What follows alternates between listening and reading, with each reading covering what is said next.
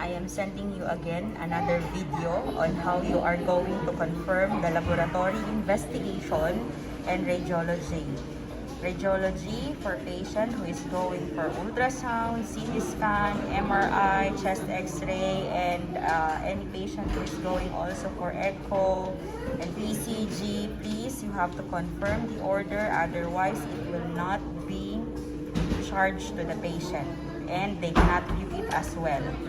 So here, say for example, this patient Seba, you will go to the order section and then here on the service. Okay, sometimes it does not appearing here. Either you will scroll here in the medication and back to the service, or for example the service, for example the laboratory, which was ordered 2 days ago, because there is no approval. Say for example the immunofluorescent, it needs approval, you have to go here. Say for example that order was posted last September 13.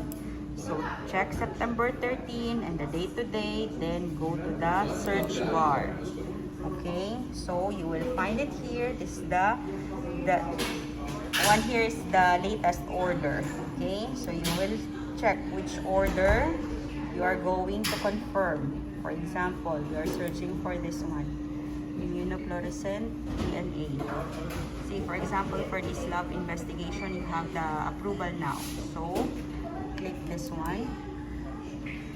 This will be now your screen.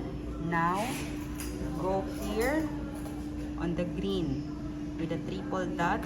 Click this, and you will see it here, confirm request.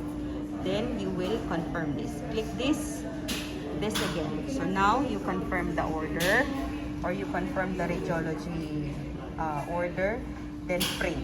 Again, please confirm all your lab requests prior printing it and sending the sample to the laboratory, including also your radiology investigation.